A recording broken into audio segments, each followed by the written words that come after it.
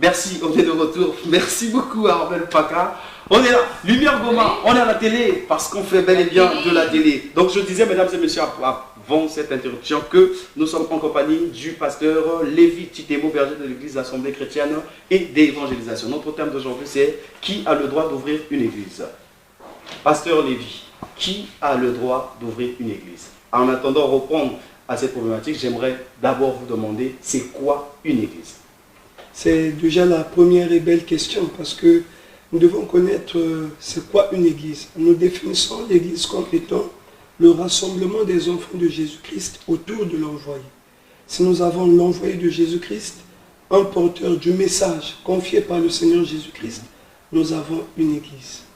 Quand nous n'avons pas d'envoyé, nous n'avons pas d'église. D'accord, donc il ne peut y avoir église que lorsqu'il y a l'envoyé de Dieu. C'est cela. Il y a à manger à boire. Directement, je vais aller directement. Qui est l'envoyé? L'envoyé de Jésus-Christ est celui que Jésus a mandaté. C'est qui exactement? C'est pourquoi à cette question, nous constatons aujourd'hui une prolifération des églises. On peut se dire, par exemple, à Pointe-Noire, nous avons plus de 10 000 églises. Est-ce dans toutes ces églises-là, il y a des envoyés de Jésus-Christ? Alors la vraie question, c'est de savoir comment reconnaître l'envoyé de Jésus-Christ. Pour ça, il y a des indications. La Bible, on est clair là-dessus. Donc si vous me permettez, la Bible pouvait dire dans Matthieu le chapitre 10, le verset 5, « Tels sont les 12 que Jésus envoya après leur avoir donné des recommandations suivantes. N'allez pas vers les païens, n'entrez pas dans les villes des Samaritains, allez plutôt vers les brebis perdues de la maison d'Israël. » En premier lieu, quand Jésus envoie son serviteur, il le situe. Il lui donne un champ d'action bien circonscrit vers où doit s'accomplir sa mission. Donc, parmi les critères de reconnaissance de celui que Jésus a envoyé, en premier lieu, nous avons le peuple. Vers quel peuple Jésus envoie son serviteur? Deuxièmement, la Bible dit, allez prêcher et dites, le royaume des cieux est proche. Ensuite, le Seigneur lui confie un message qui concerne ce peuple-là. Parce qu'il ne peut pas avoir un envoyé si le peuple de Dieu n'a pas un problème. C'est pour le problème que le Seigneur envoie son serviteur et lui donne un message qui est propre à ce peuple. Et le troisième critère, je peux dire, c'est la mission. Donc quand Dieu choisit son serviteur, il lui confie une mission, un message et il l'envoie vers un peuple. Alors si quelqu'un venait à dire qu'il conduit une église ou que Jésus l'a envoyé, mais s'il n'a pas un message, s'il n'est pas envoyé vers un peuple particulier, s'il n'a pas de mission, alors là, nous ne sommes pas en face d'un Comment donc reconnaître les critères d'un envoyé de Dieu? Comment est-ce qu'on le reconnaît? Déjà, nous pouvons apporter la lumière du peuple de Dieu. Qu'il y a deux peuples. À la base, dans la Bible, nous avons les Juifs, les Israélites et les nations. Voilà. Or, pour les Israélites, Dieu a envoyé Pierre. Pour les nations, Dieu a envoyé Paul. Aujourd'hui, si quelqu'un dit Dieu m'envoie vers les Israélites, il serait un imposteur. Parce que le peuple israélite, l'apôtre des Israélites, c'est Paul, avec un message précis qui est le royaume de cieux est proche. Dieu a suscité Paul, il a envoyé Paul vers les païens. Et pour les païens, il a donné à Paul un message qui doit sauver les païens. Et donc aujourd'hui, s'il y a un envoyé de Dieu, la première des choses, c'est de nous présenter vers quel type de peuple Jésus l'a envoyé. Ce peuple-là ne doit pas être ni les Israélites, ni les païens. D'accord. Témédia que l'homme à la veste qui parle, nous sommes en compagnie du pasteur Lévi Titemo qui a le droit d'ouvrir une église, c'est notre thème. Y a-t-il des questions ou encore des éclaircissements par rapport à oui, très très loin de ces récits théologiques qu'il a étalés ici. Jésus a dit tout là, bon. Non, c'est des récits théologiques en fait. Voilà, entre parenthèses. Mais ici, restons un peu sur le thème. On sait qu'au Congo, il y a une liberté de la croyance qui vous permet notamment de créer vos églises. Mais quelle est la condition phare, notamment avant de bâtir une église? Restons selon la loi congolaise en fait. Bien, suivant la loi congolaise, les textes d'ouverture d'une église est basé sur les textes d'ouverture d'une association. Déjà à la base, en fait, l'église n'est pas une association. Et régie par la loi de 1901. Voilà. D'accord. Et donc, s'il faut parler de la loi congolaise, d'où même, en fait, puisque s'il faut dire, dans tous les pays, dans tous les gouvernements, il n'y a pas une institution de Dieu pour demander à ceux qui viennent demander les titres ou bien les textes d'ouverture des églises. On ne peut pas leur imposer, il faut ça et ça, parce que le gouvernement n'en a pas. C'est pourquoi nous constatons même la pagaille aujourd'hui, n'importe qui s'élève, il est pasteur, il ouvre l'église. Or, c'est à nous, le peuple de Dieu, de revenir dans les Écritures pour connaître celui-là véritablement qui a le droit. Alors, l'exemple, par exemple, je vous donne raison.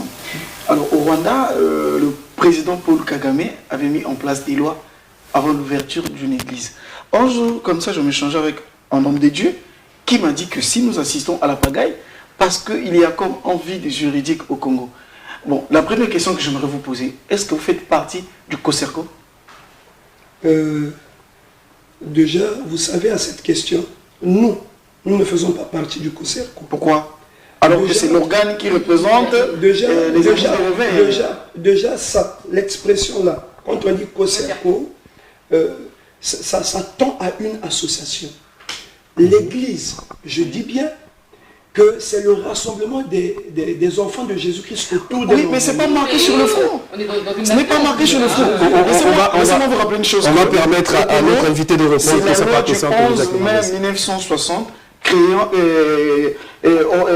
disons, mettant en place la création ou la dissolution des associations qui vous permettent de pouvoir créer vos églises. Donc si vous sautez cette loi, ça veut dire que vous n'avez plus le droit de créer vos églises. Parce que ce n'est pas marqué sur un front que réellement vous êtes l'élu de Dieu ou pas. Si nous pouvons, excusez-moi, si nous pouvons réunir les conditions charnelles que le gouvernement nous impose à ouvrir une église, cela pourra faire de nous l'envoi de Jésus-Christ.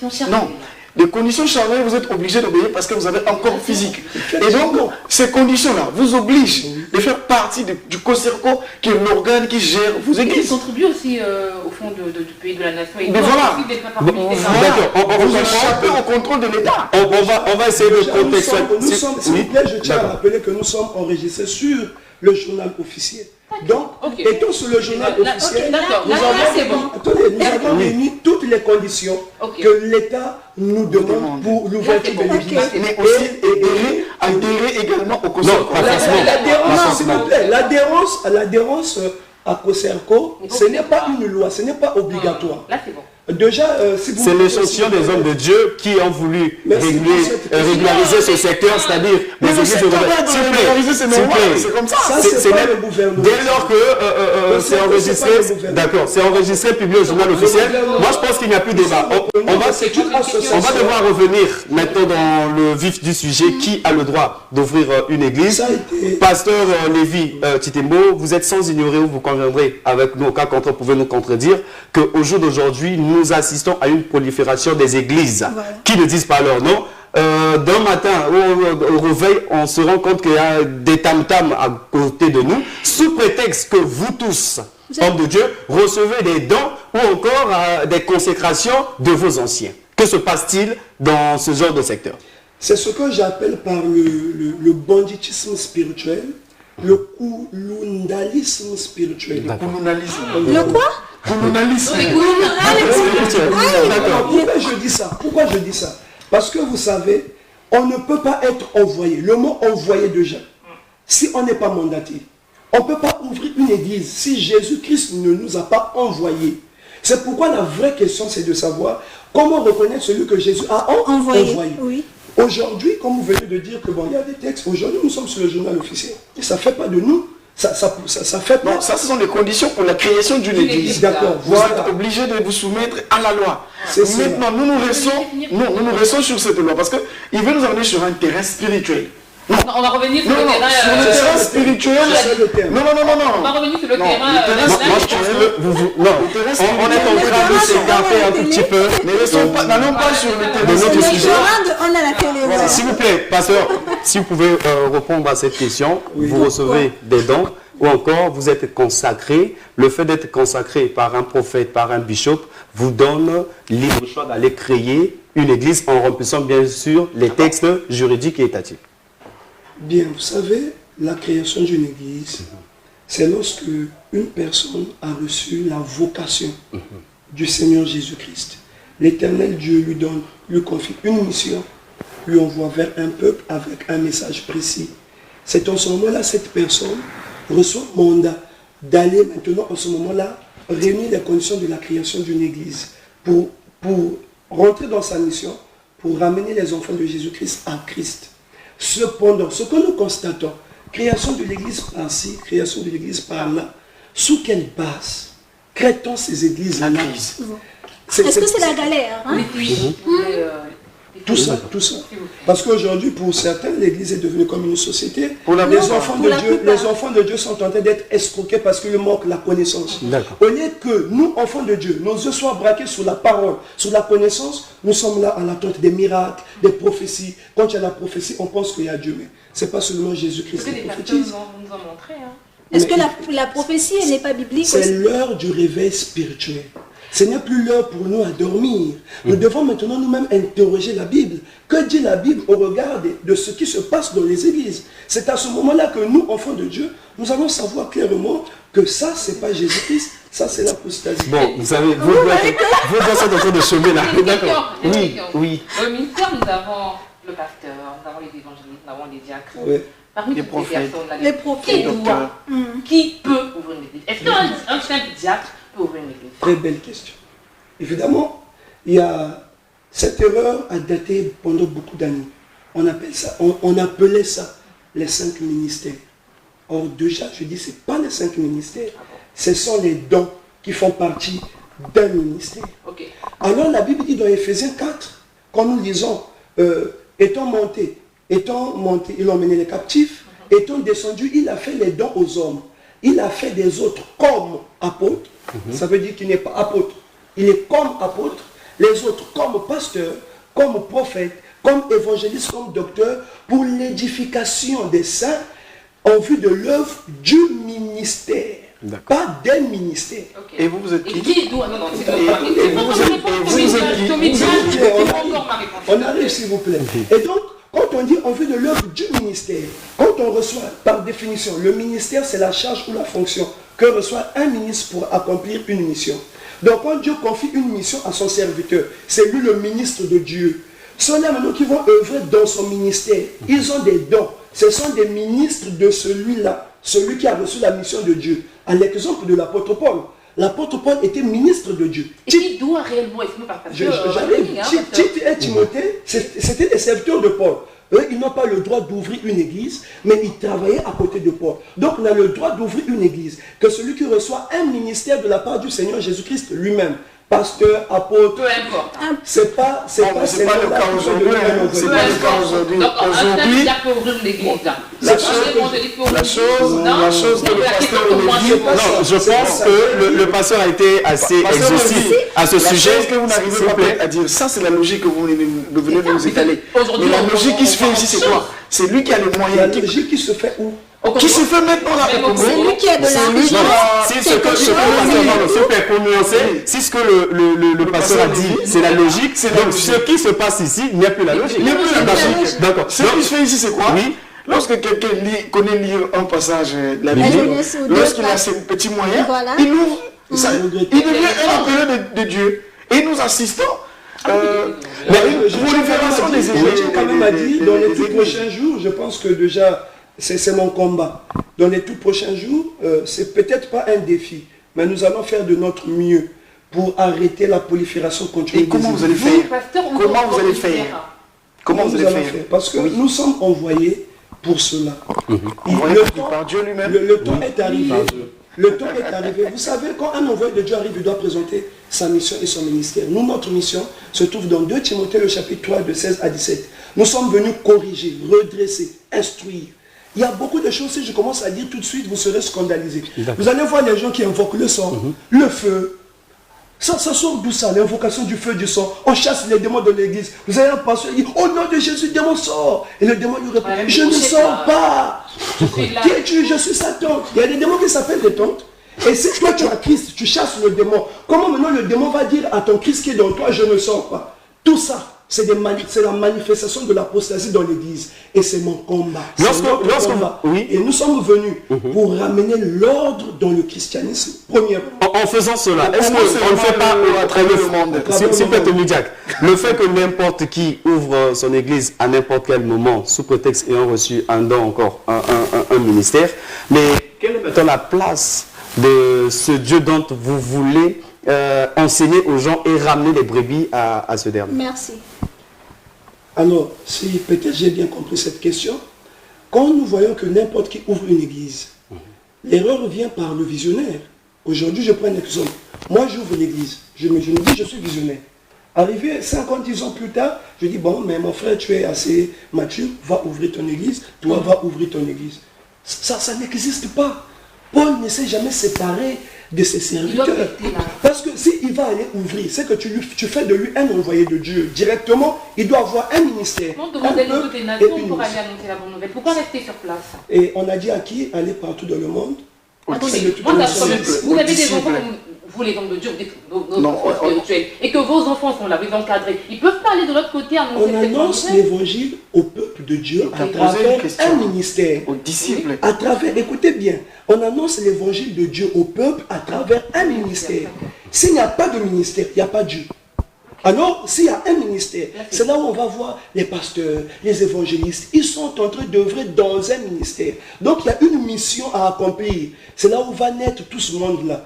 Mais on ne peut pas aller comme ça, chacun ouvre son église. Mais pourquoi? Une dernière question, pasteur, excusez-moi. Peut-on dire que le fait que nous avons plusieurs églises, c'est un système commercial aujourd'hui? Un business. Un business. Un marketing religieux. Je n'exclus pas ça. Je n'exclus pas ça. Voilà. J'appuie beaucoup plus sur la manifestation du diable dans l'église. D'accord. Et les faux apôtres, déjà c'est prophétique, la Bible avait annoncé qu'il y aura des temps où le diable va sortir de sa prison. Il va rentrer dans l'église, se proclamant lui-même Dieu. Nous sommes dans le temps que j'appelle le temps apostasique.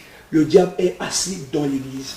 Et beaucoup d'entre ses frères, ses regrettables, ils prennent des noms bizarres. Archbishop, bishop, et puis des prophètes. On rencontre même de la Nouvelle Alliance des prophètes. Bon, hélas. Alors, puisqu'on n'a pas de business, puisqu'il n'y a pas d'argent, on fait de l'église un business. Nous, on peut prêcher, papa, maman, bien-aimé, mais vous savez, le Dieu de justice, il est là. L'homme de Dieu qui nous enseigne, nous a toujours dit... La justice de Dieu, Il y en a.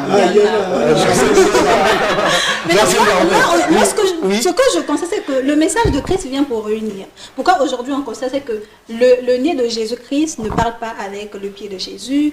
Pourquoi comme ça? C'est qu'on ne croit pas aux autres. Mais ça constitue quand même le corps ceux de du Christ. réveil, ceux du message ne croient pas à ceux du réveil. Ils ne croient pas qu'il y a... Non, ils sont dans le vrai. Il y a toujours... Voilà. Pourquoi il n'y a pas d'amour? Pourquoi il n'y a pas l'union au fait? Déjà même, laissons même le message. Prenons d'abord le réveil. Voilà. Dans le réveil, on nous parle du corps de Christ, non? Voilà. Pourquoi le pasteur là même, vous n'êtes pas là. Vous n'êtes pas là. Est-ce qu'on peut laisser le temps à notre invité? Je dis qu'il n'y a pas de Dieu dans ça. D'accord. Il n'y a pas de Dieu dans ça. Il n'y a pas de Dieu dans ça. Donc, je fais la démonstration en moins d'une minute. D'accord. Si Koseako, je prends l'exemple. Une église, nous avons 4 églises qui forment Koseako. Pourquoi pas former une église avec un seul pasteur? Pourquoi il y a 4 églises? Chacun gère à sa façon, on se réunit pour du corps de Christ. Parce que chacun a son ministère. Chacun se comporte comme un appelé de Dieu, comme vous voulez. Maintenant, faisons ceci, d'accord. Pourquoi les 4 églises, on appelle ça corps de Christ? Non, mais c'est vous-même qui le dites. D'où je dis. Ces hommes de Dieu sont des appelés. Regardez là où c'est appelé. Nous, on ne peut pas vérifier. Nous n'avons pas les yeux pour vérifier. Je vous apporte il n'y a pas de Koseako, moi ce que j'ai noté. Allez, on va prendre ce dernier message. On n'a plus assez de temps, malheureusement. Le mal, c'est ça. Vous ouvrez des églises pour combattre les autres églises. C'est quelle commission-là? Finalement, il est mieux. Il faut peut-être avoir sa Bible et méditer chez soi. Signé El-Marie. En tout cas, on nous divise les églises aujourd'hui. Connaissent ma voix. Lorsque mes brebis entendent ma voix, mes brebis accourent. D'accord. Peu importe le temps où le mensonge a duré, mais nous sommes convaincus que lorsque la vérité arrive, le peuple de Dieu saura que la vérité est là. J'aurais aimé que nous puissions poursuivre, mais là, si le temps nous est largement imparti, l'homme de Dieu, le pasteur Lévi Titembo, berger de l'église Assemblée chrétienne d'évangélisation, nous sommes arrivés à la fin on vous laisse dans votre soir parce qu'il y a beaucoup à dire à ce sujet. Mais en 3, 4, 5, pouvez-vous conclure par rapport à notre sujet d'aujourd'hui? Bien. Un corps n'a pas 4 cerveaux. Un corps a un seul cerveau. Lumière, s'il vous plaît. S'il vous plaît, s'il vous plaît. On est en conclusion. Ça, c'est le... Un corps, déjà la Bible pouvait dire que le corps de Christ est bien coordonné. Et je sais une chose, qu'un corps n'a pas 4 cerveaux, un corps a un seul cerveau. Le reste, c'est des membres qui reçoivent la direction et les autres du cerveau. En fait, c'est comme ça l'œuvre de Dieu. Ça a toujours été comme ça depuis le début. Un seul envoyé de Dieu, autour de qui va se rassembler les serviteurs et les enfants de Dieu. Et on marche. Il n'y a pas une église à gauche, une église à droite. Chacun a reçu un appel de Dieu. Vous recevez les appels là pour aller annoncer à qui? Il y a combien de peuples? Déjà, la façon que nous regardons les églises aujourd'hui, c'est déjà à dire que Jésus était un bandit. Mais je pense que le temps est arrivé. Et nous savons que notre Dieu n'est pas un bandit. Comme vous, papa, vous ne pouvez pas envoyer 3, 4 enfants pour aller accomplir une même mission. Ça sera quand même un quiproquo. Et donc nous disons que celui qui a le droit d'ouvrir une église, c'est seulement celui que Jésus-Christ a envoyé. Et il a 4 critères de reconnaissance. Les jours à venir, nous saurons ces critères de reconnaissance. On peut les savoir rapidement. Nous avons cité, premièrement, il y a le peuple, qui ne doit pas être les Israélites ni les païens. Deuxièmement, le message ne doit pas être un message déjà prêché, déjà connu. Un message jamais connu, jamais prêché. Troisièmement, c'est la mission. Une mission jamais accomplie auparavant. Restauration, repentance. Une mission propre à lui, jamais accomplie auparavant. C'est dans la mission va naître, donc c'est dans le ministère où naît la mission.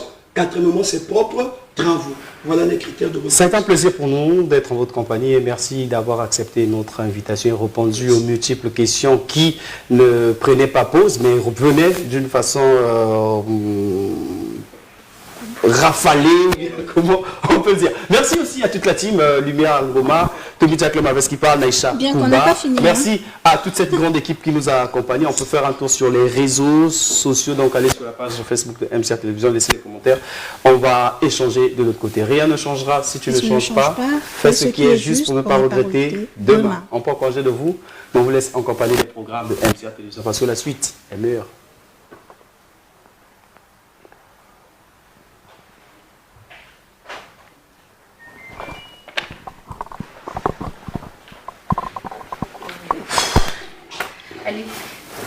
Nouvelle vision, nouvelle perspective, mais on est toujours à la télé. Votre programme multisujet, débat. Je suis en train, s'il te plaît. Où je parle, où je sors de l'émission, je parle plus là. Échange. Moi je dis que le téléphone était bon maître, mais un mauvais serviteur. Est-ce que ça sera vraiment de l'éducation qu'ils vont donner aux autres élèves qui le font? Non. Et le jour de vote, moi j'ai eu mes 2000 francs CFA que je cherchais. Qu'est-ce que j'irai faire encore dans les bureaux de vote? Apprendre et comprendre. Tout formateur n'est pas coach et tout coach n'est pas formateur forcément. On est à la télé. Nos chroniqueurs ne laissent rien pour compte. Retrouvez Jarel l'énigme, Tommy Jack, l'homme à la veste qui parle, Lumière Ngoma, Maman Alliance. Chaque jour du lundi au vendredi à 17h sur MCR TV. On est à la télé parce qu'on fait de la télé. MCR TV, notre partenaire média. MCR TV, notre partenaire média.